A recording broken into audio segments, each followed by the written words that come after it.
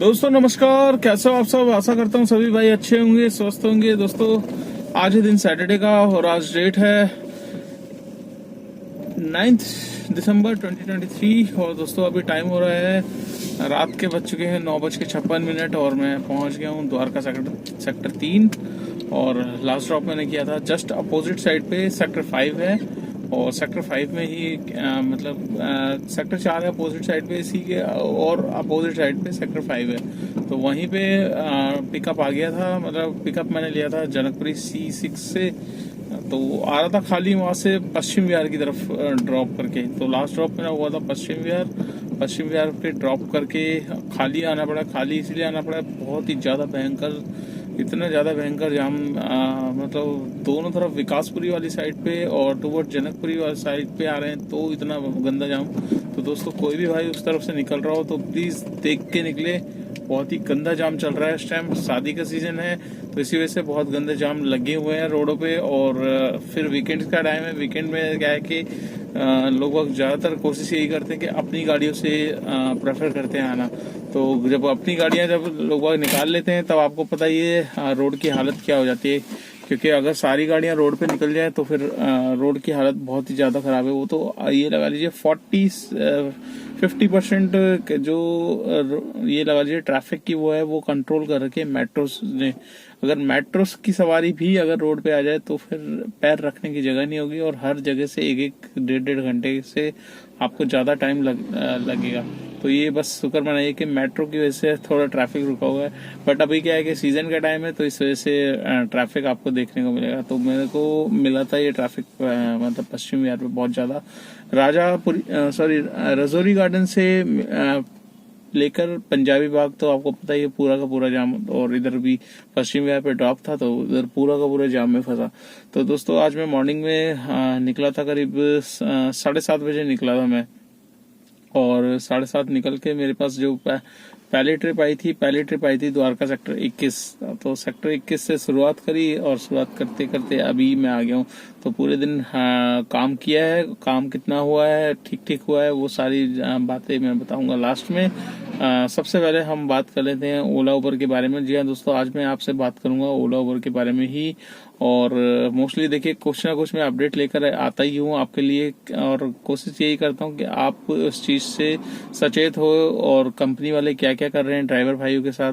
तो एक ना एक पॉइंट्स को टॉपिक को मैं निकाल के लाता हूँ। और वही जैसे कि मैं आज बात कर रहा हूँ कि मैंने लास्ट ड्रॉप में किया था पश्चिम विहार। तो दोस्तों ये जो पश्चिम विहार का ड्रॉप था ये मैं लेकर आया था ग्रेटर नोएडा से। परी चौक से भी 3-4 किलोमीटर अंदर था सूरजपुर की तरफ। अब मेरे को उधर कुछ इतना ज्यादा मैं जाता नहीं हूँ तो इसलिए ज्यादा नॉलेज भी नहीं है उस तरफ की। तो 4 किलोमीटर दूर से आया था पिकअप, और मैं दिखा देता हूँ आपको उसमें क्या क्या कमियां हैं उबर की वजह से। और उबर देख लीजिए अब आप करना क्या चाह रहा है, मतलब करना यही चाह रहा है कि जैसी और कंपनियां अपना वो कर रखा है, जैसे अभी आपने देखा होगा इन ड्राइव चल रही है। इन ड्राइव में कोई टाइमिंग का वो नहीं है, चाहे आप 1 घंटा लो 10 घंटे लो, चाहे आपके पूरा का पूरा दिन लग जाए, ठीक है। आपको जो फेयर शो कर रहा है वही फेयर मतलब इसमें इन ड्राइव में आपको लेना पड़ेगा। वही चीज अभी रैपिडो ने चालू करी है। रैपिडो में देखिए सब कुछ अच्छा है, बट क्या है कि चेंजेस करने पड़ेंगे क्योंकि टाइम का इशू बहुत ज्यादा है। अब हम कोई राइड पिकअप ले लेते हैं, ठीक है, अब उसमें टाइम जो दिखा रहा है उससे अधिक टाइम लग जाए तो ऐसे उसमें तो फेयर पड़ना चाहिए ना। दोस्तों हम उम्मीद करते हैं कि चलो हम इन ड्राइव और रैपिडो इसी वजह से बुकिंग नहीं उठाते कि भाई टाइमिंग का वो है, अगर ज्यादा टाइम हो गया तो फिर हमें तो वो है मतलब कुछ मिलेगा नहीं। तो हम ओला उबर की राइड्स किस लिए उठाते हैं, हम इसीलिए उठाते हैं ओला उबर की राइड्स के यार चलो ट्रैफिक में भी गए यार, लंबा रूट हुआ तो फेयर चेंज हो जाएगा। तो दोस्तों आज मैं आपको यही बताने के लिए आया हूँ और आपको बताना चाह रहा हूँ कि यहाँ पर आपको दिखाया था स्क्रीनशॉट। ये ट्रिप जब आई थी मैंने स्क्रीनशॉट ले लिया था। 877 रुपीज की ट्रिप है ये, और इसमें दोस्तों डिस्टेंस आप खुद देख सकते हैं 63 पॉइंट कुछ डिस्टेंस दिखा रहा है। 2 घंटे 4 मिनट का रास्ता दिखा रहा है, ठीक है। अब आप सोच रहे होंगे तो इसमें वो क्या है गलत, मतलब तो गलत मैं दिखाता हूँ। आप जब मैंने ड्रॉप किया तो ड्रॉप करने का टाइमिंग देख लीजिए और किलोमीटर देख लीजिए और फेयर आप देख लीजिए। यहाँ पर आपको दिखाया था, आप देखिए 877 वैसे दिखा रहा था, 5% कमीशन काट के इसने मेरे को ये दिए हैं 835 रुपये। और किलोमीटर आप देख लीजिए 63 किलोमीटर था, जहाँ 65 पॉइंट कुछ हो गया है, ठीक है। और टाइमिंग आप नोट कर लीजिए, टाइमिंग 2 घंटे 4 मिनट बताया था, यहाँ पर हो गए 2 घंटे 37 मिनट। तो आपको फेयर, आपको कुछ लगा इसमें कि कुछ फेयर बढ़ के मिला? कुछ भी नहीं बढ़ के मिला दोस्तों इसमें फेयर। तो ये आजकल उबर चालाकी करने लग गया है, और चालाकी इसीलिए कर रहा है कि और कंपनी वाले यही कर रहे हैं, इनड्राइव वाले ये कर रहे हैं, और रैपिडो वाला भी यही कर रहा है कि फेयर मतलब जो दिखा दिया वही आ रहा है, तो इसने भी वही कर दिया, दिखा दिया वही आ रहा है। तो आपको मैं दिखा देता हूँ, मैंने कंप्लेंट भी करी, कंप्लेंट करने के बाद भी क्या उबर की तरफ से रिप्लाई आया, यहाँ पर आप देख सकते हैं। उबर की तरफ से रिप्लाई आया है कि अप फ्रंट में जितना 877 का आपका शो किया था उसमें से 5% काट के ये आपका फेयर दिया जा रहा है। अब इनसे ये पूछा जाए कि ये फेयर तो दिया जा रहा है, बट इसमें जो मिनट्स की वो है वो कहाँ गए हमारे? आधा घंटा हमारा पूरा का पूरा ट्रैफिक में वेस्ट हुआ है, उस आधे घंटे का हमें क्या मिलेगा?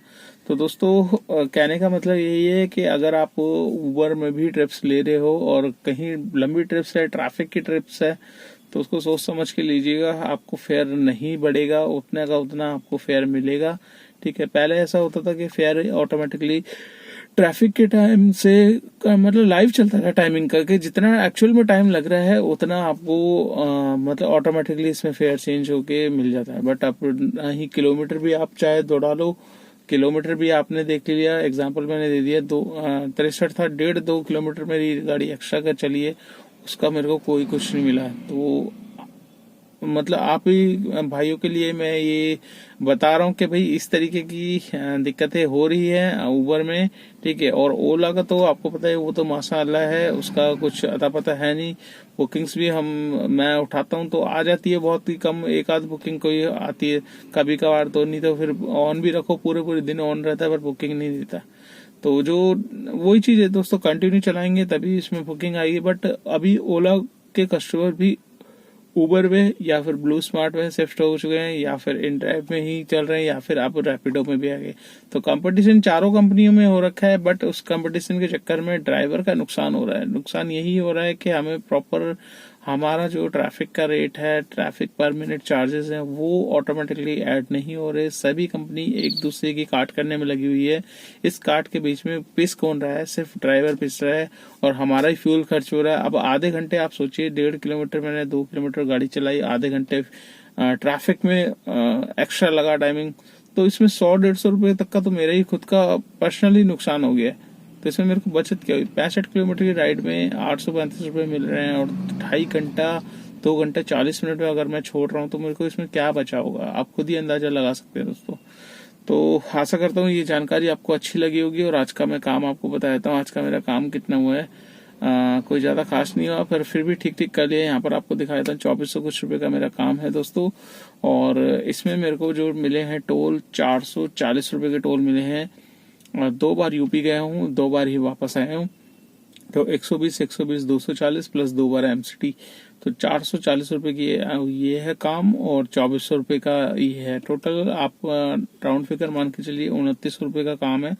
29 रुपए के काम में हम 440 रुपए को हम साइड में रखते हैं, निकाल देते हैं, तो बचे 2400 रुपए। 2400 में से आप मैं सीएनजी बताया था। सीएनजी मैंने सुबह डलवाई थी 378 की, और अभी शाम को मैं जब आ रहा था नोएडा से लेकर पिकअप, तो मैंने आपका सफदरजंग हॉस्पिटल के पास से डलवाई थी 470 रुपए की। तो 470 में तकरीबन मेरी 100 रुपए की सीएनजी ये लग गई है, 378 की वो 400 की, और 200 की पहले पड़ी थी। तो तकरीबन सीएनजी जो लगी है दोस्तों, आपका 700 रुपए तक की मेरी सीएनजी आज कंज्यूम हो गई है। तो 700 रुपए की सीएनजी लग गई है, और काम हुआ है 2400 रुपए का। 2400 रुपए में से 700 निकाल लेंगे तो बचेंगे कितने? 1700 रुपए। 1700 रुपए में से 300 रुपए निकालेंगे गाड़ी की maintenance, fitness, permit, insurance, tyre किसरे, और 100 रुपए का पेट्रोल। तो 1700 में से 300 और निकल गए, तो बचे 1400 रुपए। तो 1400 रुपए की दोस्तों आज की नेट इनकम है। इसमें मेरे को किसी को कुछ नहीं देना। हाँ, अगर आपकी नई गाड़ी है तो आपको ईएमआई पे करनी पड़ेगी, और अगर आपने ड्राइवर हायर किया है तो उसको भी सैलरी देनी पड़ेगी। उसके बाद आप अपनी नेट इनकम निकाल सकते हैं।